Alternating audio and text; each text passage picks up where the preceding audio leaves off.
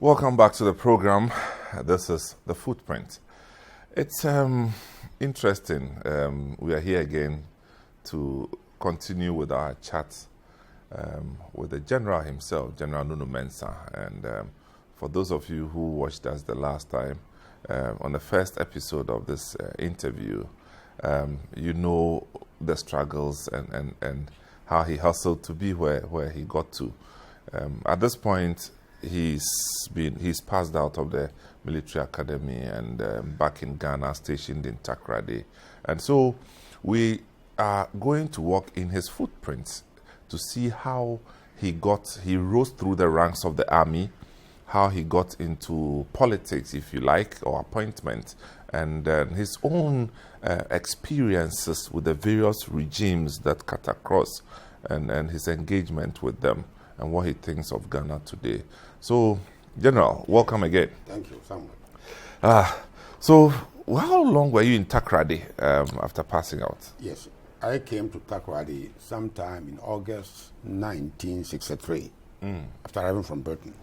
I was posted there, so I knew where I was going. And unfortunately, or fortunately, I didn't stay for too long. And I was posted again from Takoradi to Accra here to join the military intelligence. Oh, okay. You know, these are places that you don't choose to go to. They choose you. Look at your record, look at your intelligence, and whether you have what it takes to be an intelligence officer. 64. Then, Nkrumah regime was having some problems to do with security.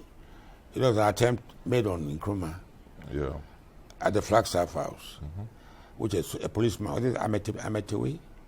Yeah, we heard the name Ametewe. Tried to kill him and didn't succeed. Nkrumah overpowered him. He managed to shoot Nkrumah's cook, Salifu, whom he died. He killed him. These things were beginning to become a bit nasty for Ghana. There was an attempt made in Nkrumah in Kulungugu. I remember when they heard it. A grenade was thrown at him.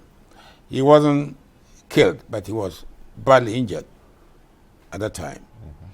You know, so things were beginning to get a bit rough. And as a result of one of these attempts on Nkrumah, I believe that Flagstaff was one. The police commissioner then, Mr. J.W.K. Harley, whether you remember the name, Harley? No, of course I do. Deku and quite a few of them, Nunu, were arrested. A terrible experience that I had. I remember I was actually a captain and I was detailed to arrest one of the police commissioners. So you were a captain at the time? I became a captain. I became a captain. That's right. I was a captain at the time.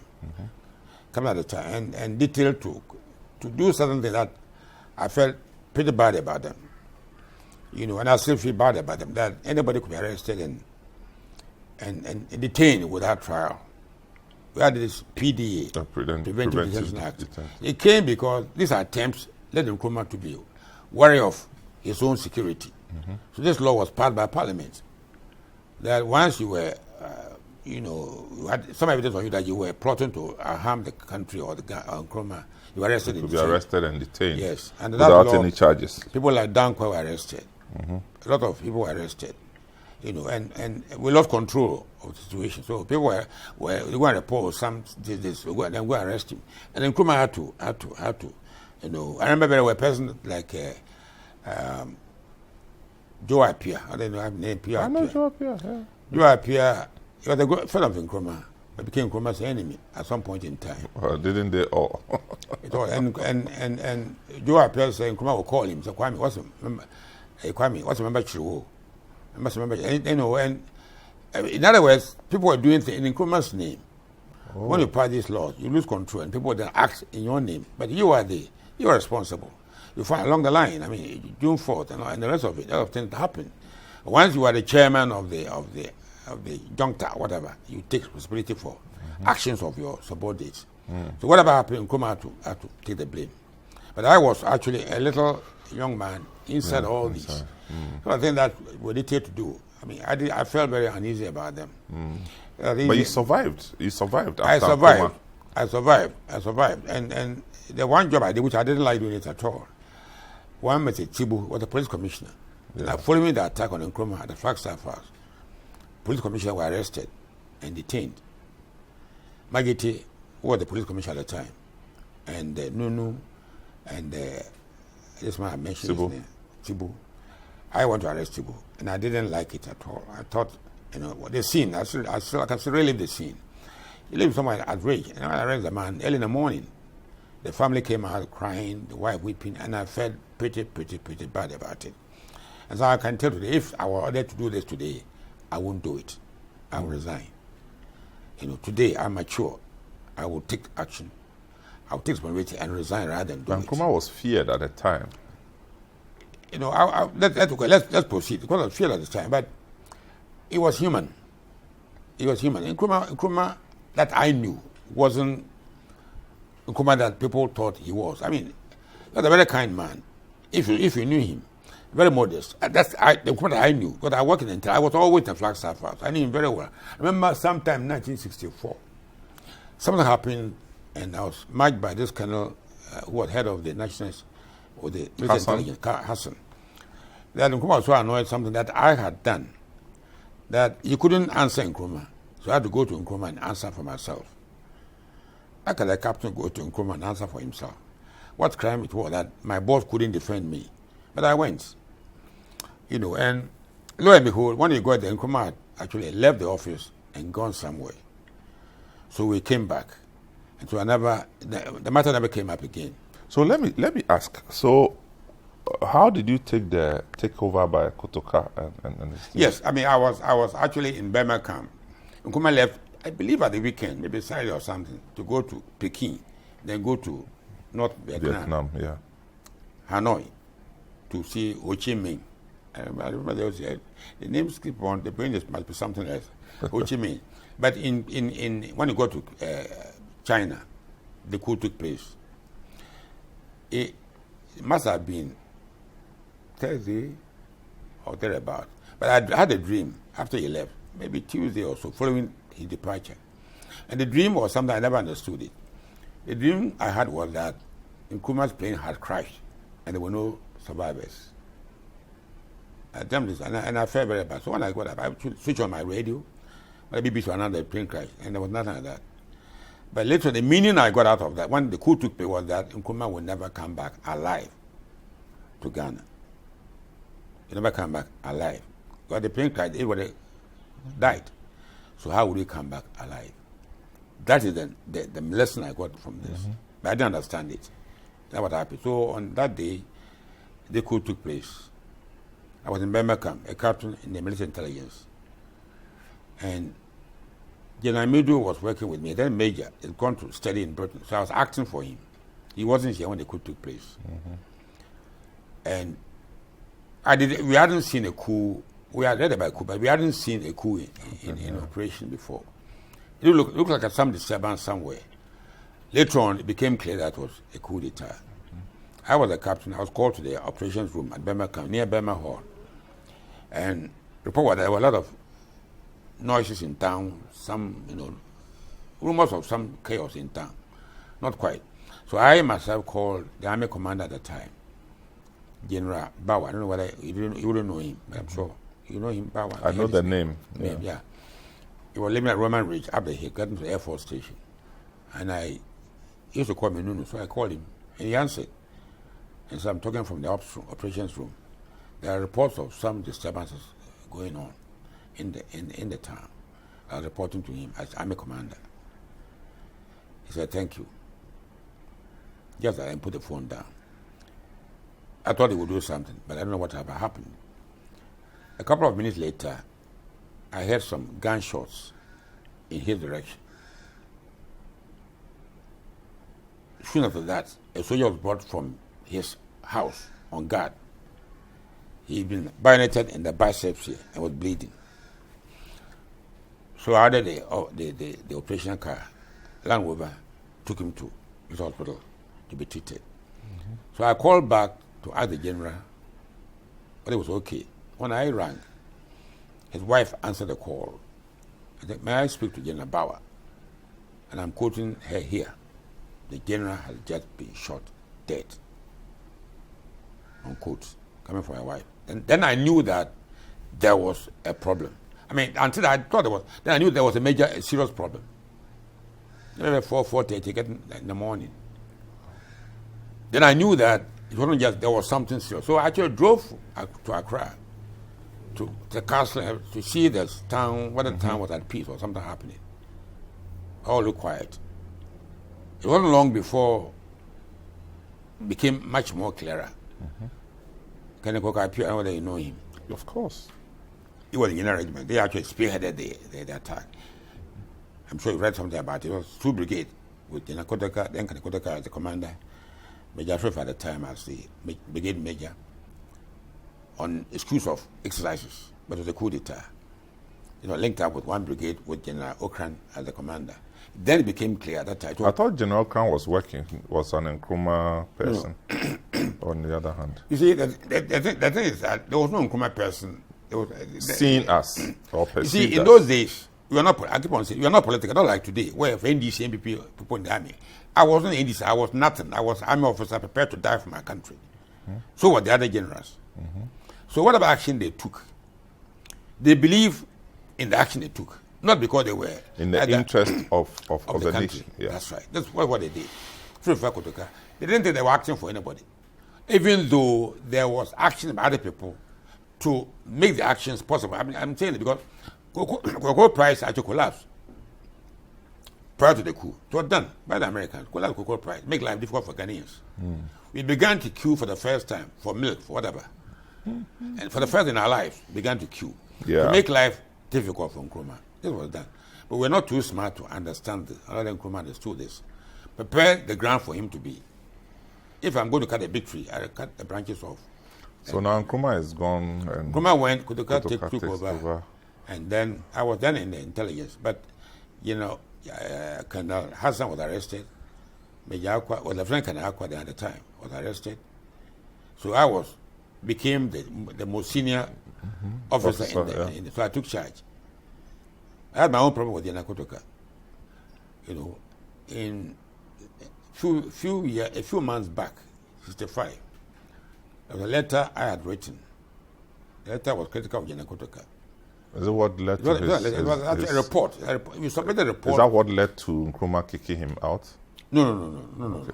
He wasn't kicked out. Or was Ankara, rather? Sorry. I'm talking about General. Okay, yeah. Ankara's one, Ankara and O2 were. See, the problem with the military, I keep on saying this. I hope our leaders today are learning lessons of history. Let's say it's not for reading, to learn lessons, because history always repeats itself. Yeah. What happened? The lesson I learned 1704, battle of between Wellington and Napoleon Bonaparte, 1704, more than 300 years ago. And I used that lesson to act now, and I succeeded. So if you repeat the same mistakes, you get the same result. The armed forces don't like people interfering with their commanders. They don't like tossing them about. For some reason. They don't like it. Is this still the case? It's still the case. Because we are not learning lessons. This is a problem I have for Ghana.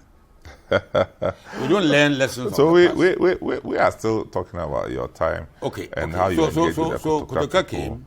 And I was married to him. Something I had done. He was very furious. Asked me why I did it.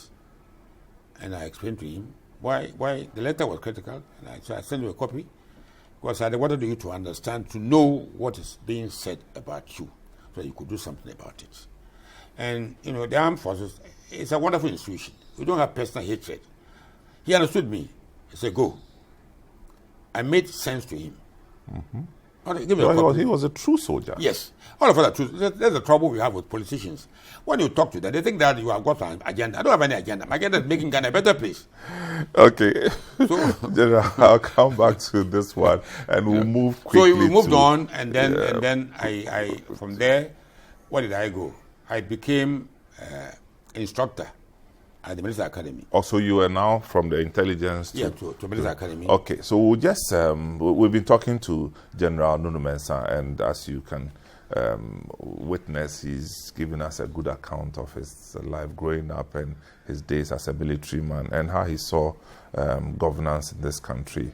We'll go for a short break. When we come back, we'll be moving to Busia and Kutu Achampong, and then Rawlins and PNDC. This is Footprints. Welcome back. This is Footprints. My name is Samuel Atta-Mensah, and this is Citi TV, and I'm here with General Nunoo-Mensah. So, General, we were talking about the Kotoka era and now moving into the Busia and then Kutu Achampong. So, what were some of the high points of your experiences? Now you are back at the academy as an instructor. It was one of the most beautiful postings I've had, because there you were actually put in charge of young officers to impact on their lives. I remember very well, I was posted to Takoradi to command a company. That would mean that I would become a major quickly, or given the pay of a major. I would do a major job, acting major. But I didn't like the idea when I was posted back to the academy to teach. So then Brigadier General Afrifa, Brigadier General had been promoted and become commandant of the military academy. So I went to him and showed some happiness about me not going to Takoradi to command the company rather than coming to academy. And he said something which, you see, the army was full of very clever, intelligent people. We still do, but we don't make it all. What he said was, he asked me a question: do you know why, for all the captains in the army, we pick you to come and teach? He was asking me, do I know why among the whole lot of army, they pick you to go and teach? For a reason. Go. I understood him.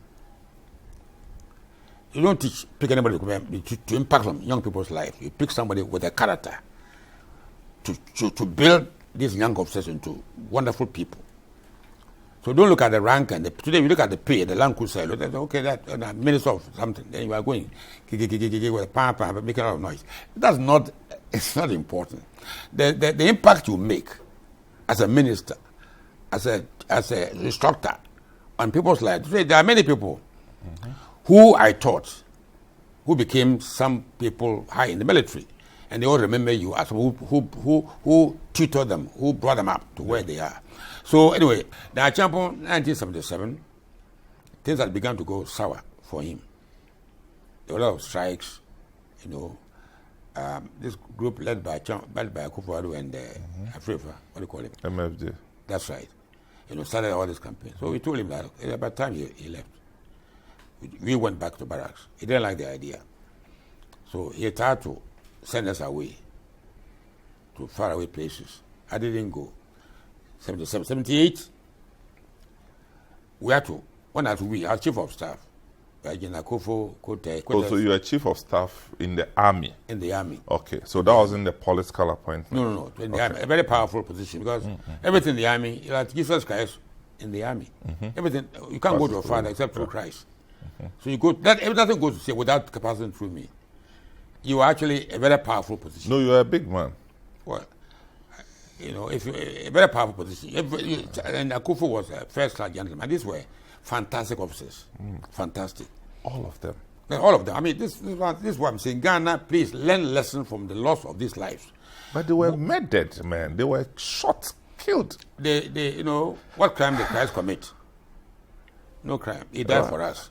These people lost their lives for people like you and I. But now the crime that they are supposed to have died to see. I mean, Christ, no. There was no crime. Christ offered to be slaughtered for whatever purpose. That is, you refer to them as gentlemen. And then they were lined up and shot one after the other. And 30 years, 40 years after, we have nothing to show for nothing to show for, and nothing to learn to show that you have learned a lesson. There's a lesson to be learned. If people who did nothing from what you and I are saying, can be slaughtered in cold blood like that, then some of us who are in power today. You showed me the picture of your intake, the group, and you talked about Feli, and I could feel the emotions when you mentioned Feli. Yeah. When those people were killed, I mean, I still think about them. You should not forget, and you should do well to remember them and to learn something from them. See, we dance around this issue a bit too much. I mean, if they die as martyrs or in martyrdom, you can understand how we can accommodate the whole essence of it. But it's somebody's excitement and the sad thing is that if you look at President Rawlings himself, I became Chief of Defense Staff, so 79, so I was aware about what was going on. I wasn't part of the FIC, but I was head of the military. Everything was the government, so we didn't have much in common. But it came that he was 32, 33 years old at the time. Now he's 72. I think about 32 years old. Yeah, 32, yeah. At the time. And I wouldn't say he wasn't an army officer, he was an Air Force officer. There's difference between the army and the Air Force. There's difference in our training, in our profession. And he hadn't had much experience in command. He was a pilot, fighter pilot, take his plane and take off. But at that time, he had to take decisions. And given his age, and the pressure on him, I don't think he was in control of what happened. He was in control. Well, so I wouldn't say that he is not to carry the blame. No, of course, he carries the blame. He carries the blame, But he won't share that with anybody, in my estimation. And so I'm not trying to excuse him. But no, not you have that. to understand. You have to understand the context, in which this is happening. Well, we will understand, but we will not wish that it be repeated. Yeah, I was in the guard room with Boachi. Dr. Joe is around. He is around. Yeah, he's around. Get his number. I'm trying to call him. I'm trapped. I can't get hold. We'll get his number. Joe myself, Boachi, Inamidu. Jamil was among. I think was among. You were put behind guard room? No, in the June 4th. You have to report. I mean, your life. You're invited? Yes, no, because, they were shooting, arresting and killing officers, senior officers.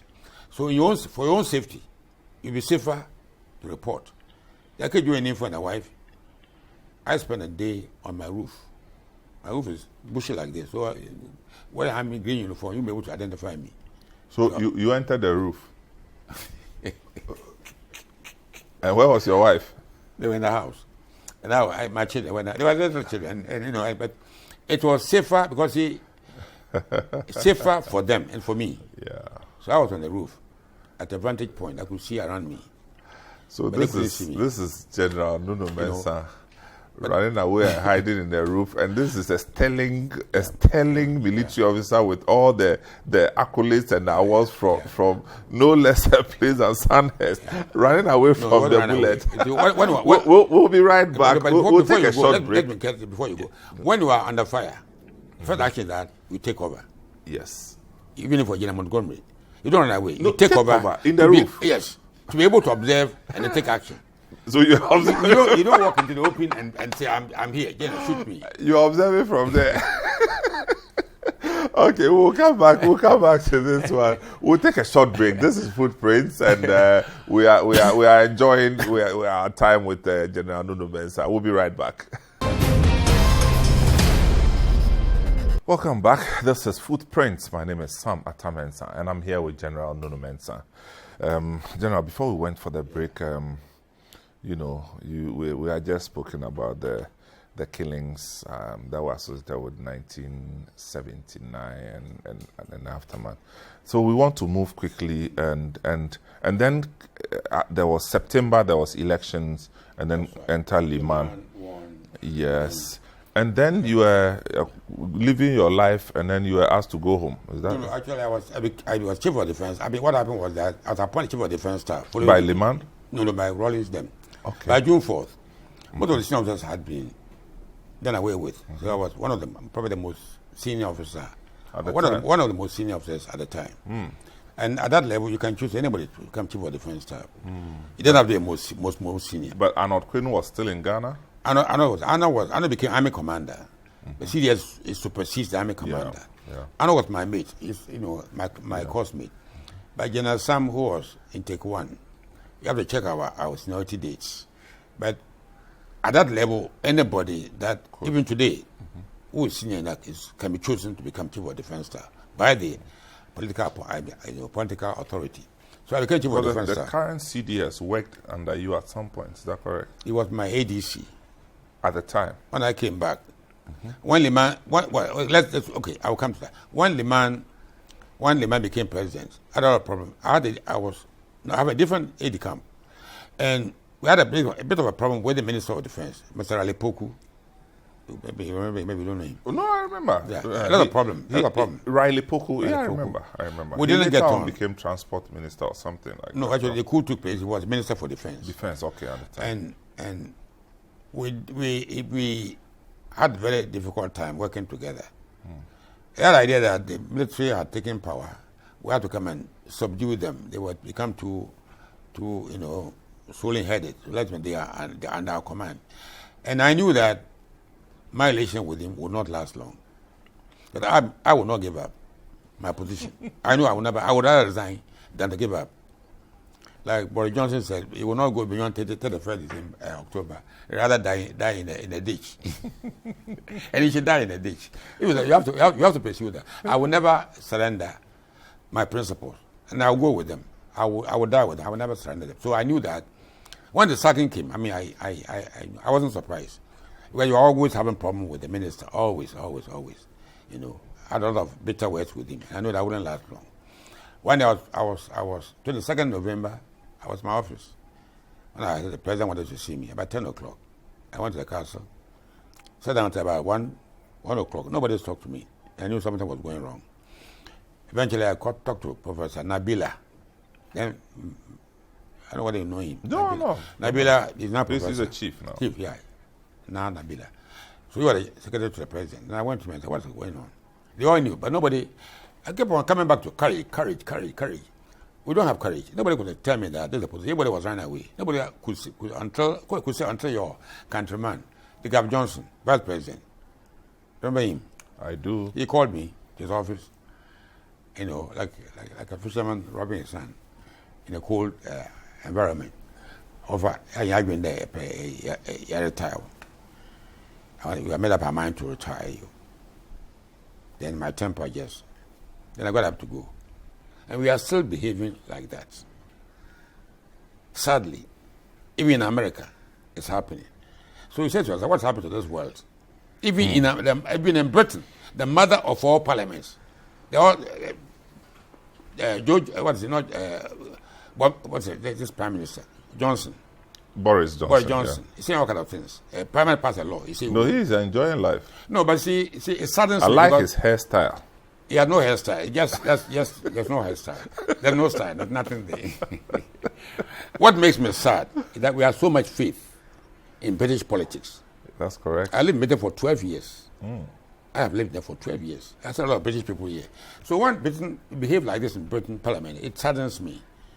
This should be happening in Ghana, not in Britain. So when things happen, then you ask yourself, don't complain because the whole world is going berserk, going crazy, going mad. So then the man fires me. I went to my farm for 2.5 years. 2.5 years? Yeah.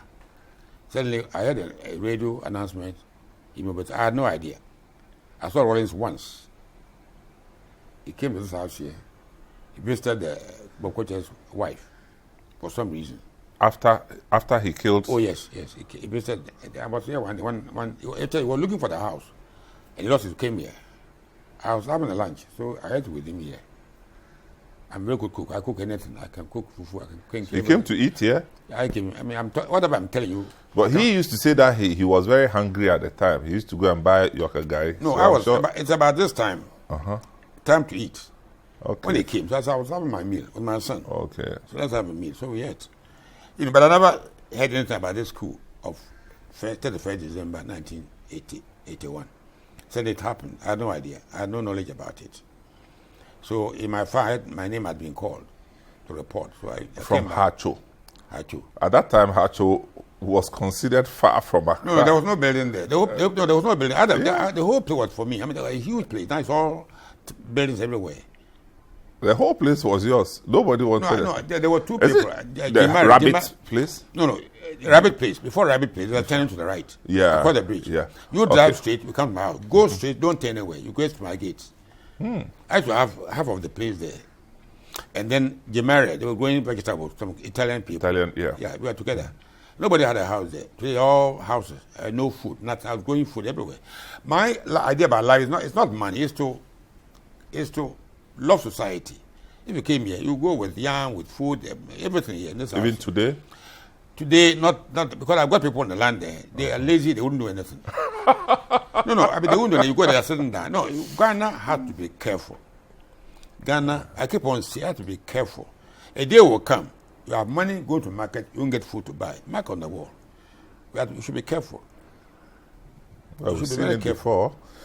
Anyway, so the man goes. 31st December comes. Then I'm called back into service as Chief of Defense for the second time. Member of the Provincial National Defense Council with Akatapori, Kisatim, and all the characters. But it was. I like the way you say all those characters. No, those were not officers. No, it was very difficult for me. See, the thing is, people should understand. Sometimes you will not understand somebody. It's a book I read with my children, To Kill a Mockingbird. I want to read that book there by Harper Lee. He said, you will not understand somebody until you go and stand where he is standing and see things the way he sees them. Until you go into the body and walk around it and see what he sees. So when something happens, you will not understand why the person has done what he did until you go into his perspective, see how he sees it. True. So you are invited, and then you suddenly find yourself. So I came in because Ghana was facing. This was people that couldn't run Ghana. Who? They could those who 31st December. These guys ran Ghana. Those guys I mentioned to run 31st December. Those who did the coup. Yes. You didn't think they had the capacity to run the country? No, I know what it takes to run a country. No. I'm saying I just want clarity on what you're saying. What I'm saying is that I say and some other characters. These characters I didn't mention the name of the characters. So you are talking about Alorga Akatapore, Chris Bukari Atim. What's his name? Two, something. And the other civilians around. Yeah. And beyond the government. Amatekwe and the people who were invited, yes. Amatekwe, it's a long story. Amatekwe others. Amatekwe, I was chairman of Gihawk at the time. Amatekwe was working at Gihawk. I knew him at Gihawk. You were chairman at which point? At Champion's time. Oh, okay. At Champion's time. I became chairman of Gihawk board. Amatekwe was a worker at Gihawk. Major Akwa, who was killed with the judges, was out of administration at Gihawk. So how Major Akwa came to be killed, I couldn't find a connection. When Major Akwa sacked Amatekwe. So how they were at Gihawk? Yes, they went to Parliament and raided Parliament. Went to eat parliamentary food. I mean, they were on strike. They went and ate food meant for parliamentarians. And they don't do this with the late Major Akwa.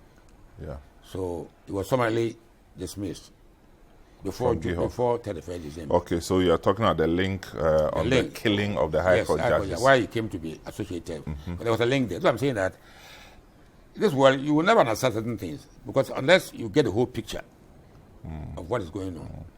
So when the judges were killed and Akwa came to be included, I quickly found out why he was involved in Akwa's killing. What role did you play post the murder of the judges?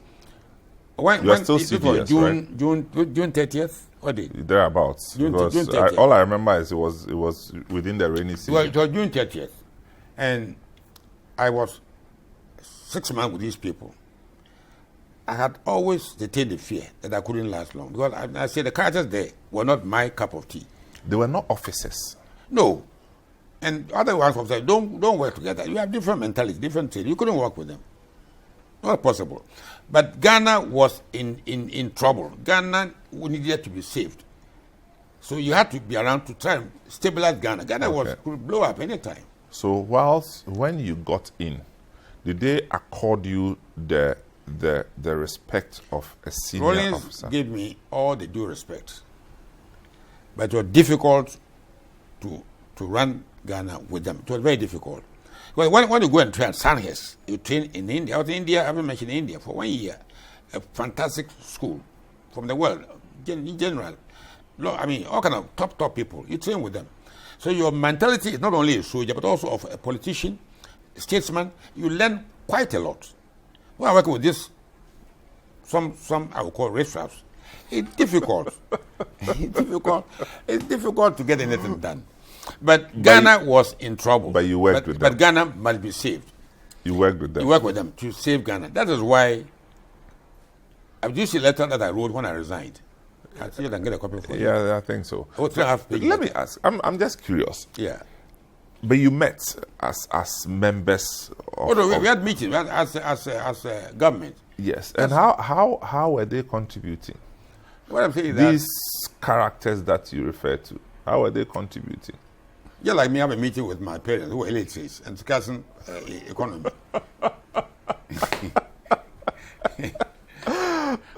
It was difficult. It was difficult, but we managed to. See, and I was in there because I feared that if people like us were not there, Ghana would not survive. Yeah, but so why did they go after Liman? No, the man is gone. No. The man, no, after post Liman. Yeah, I'm saying that the people, these characters, why did they go after a helpless man like Liman? I'm saying that, see, in this world, we have to watch other people's happenings and learn lessons. The world is in a turmoil.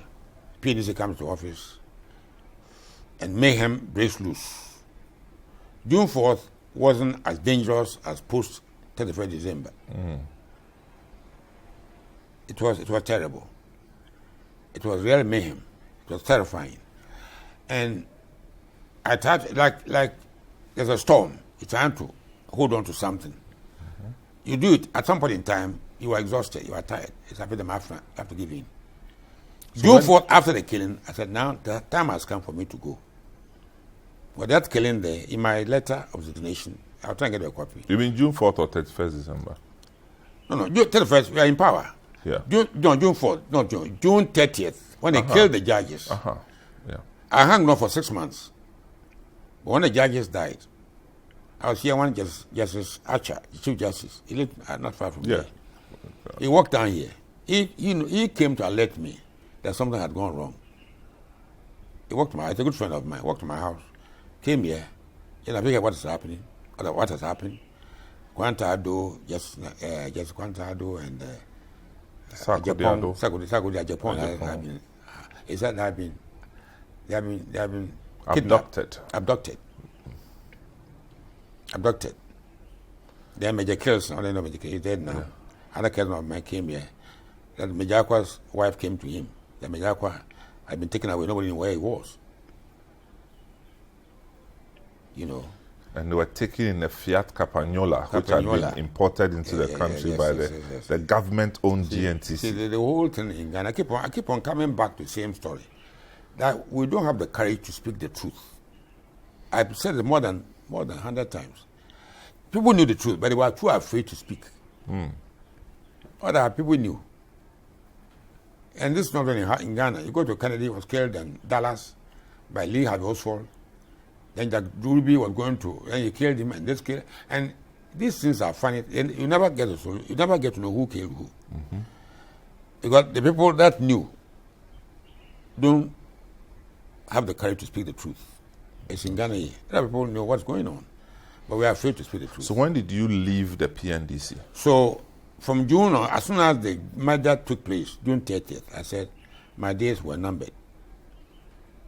I was counting down.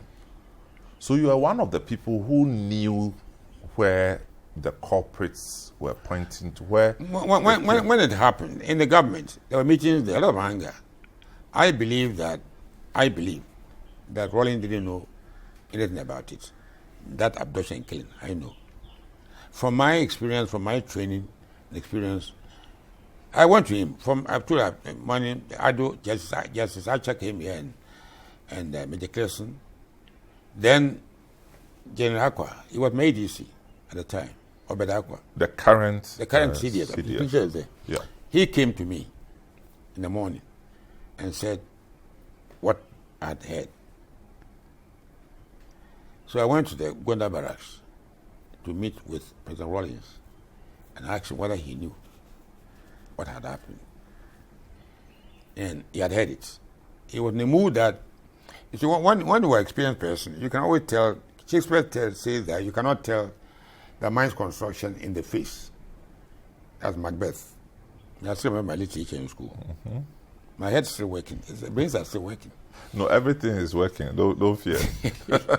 No, I'm saying that if the brain is healthy, then you're a healthy person. Because the brain is the engine of the body. Okay. Everything is working.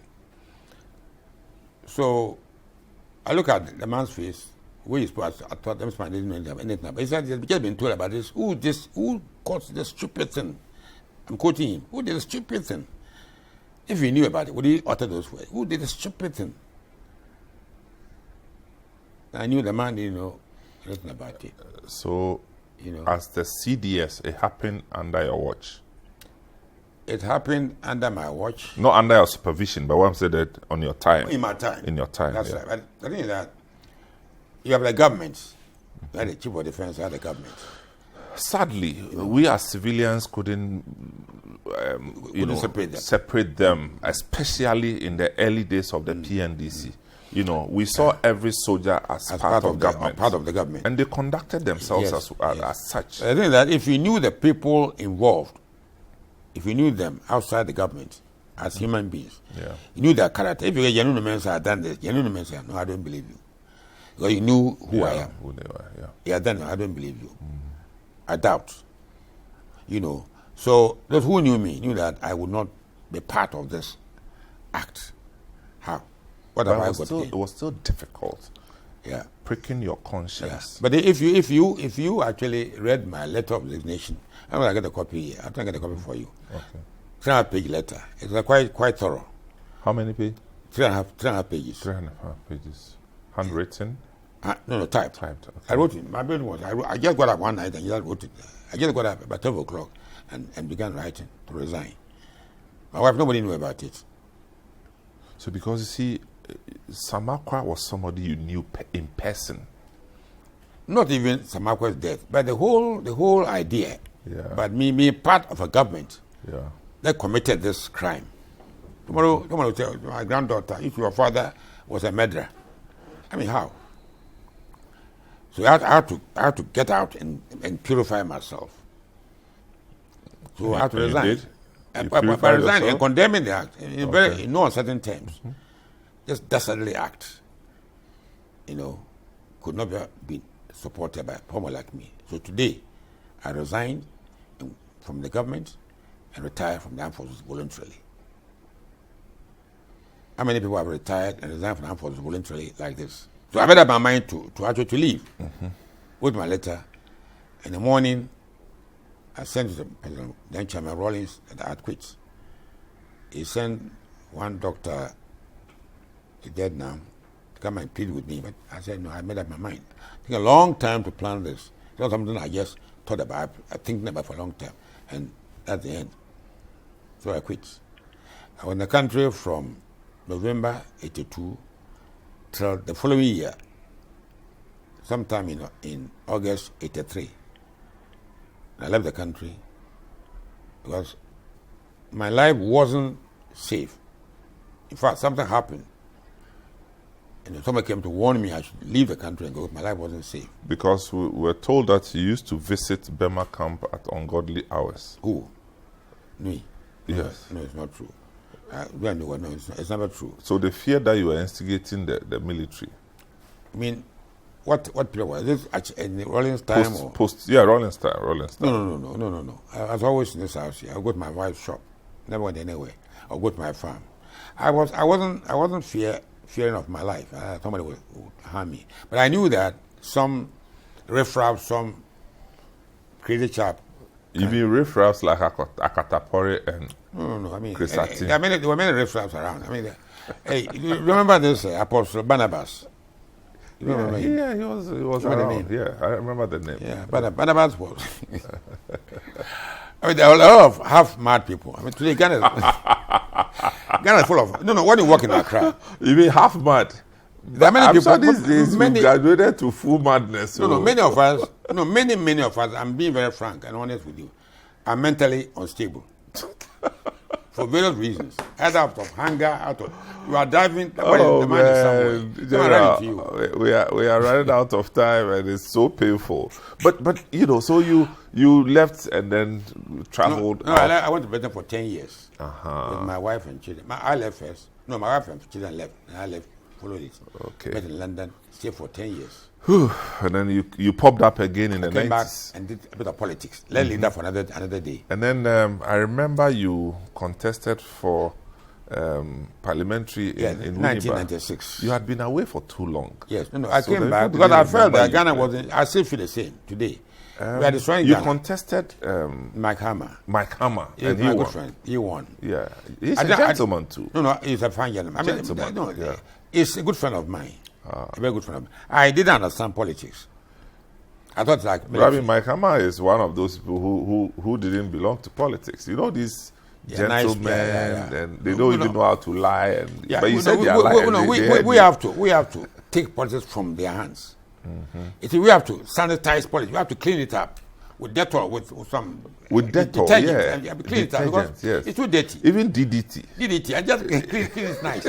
Because it has to be an honorable profession that you come and work for your people. Yeah. That's what I believe the army to be, to work, come and die for my country. But what is happening today, it's not politics, it's dirty. Yeah. And I cannot belong to it. It's too dirty. Yeah. So, take out, you urge citizens to speak out if there are wrongs being done in the system. No, I mean, Ghana is where it is because Ghanaians, and this is not of today. Yeah, of course. Since Nkrumah's time. Nkrumah was a wonderful leader, but he was human. He wasn't God. He did certain things that were not right, but we didn't have the courage, even within his own ranks. So, Mr. President, with all due respect, sir, I would tell President Mills, I was the advisor. So I would sit down for about 2 or 3 hours. We had a very honest and frank discussion. Sometimes he would not agree, but I would try to convince him. Or sometimes I would try to understand him. Like happening with Trump and this man, Bolton, it happens. But most of the time, we agreed on many issues with a person like President Mills. Because of my where I'm coming from, where he's coming from. Orientation. Yeah. We agree on many issues. Ivory Coast. If they go and invade and remove Babu, I don't know. They will fear some. Man, call man, for when you and Kashim. Friend, let to know for call me and advise him. Don't get involved with the Ivorian crisis. And because you get involved, you go to war, Ghanaians will be killed.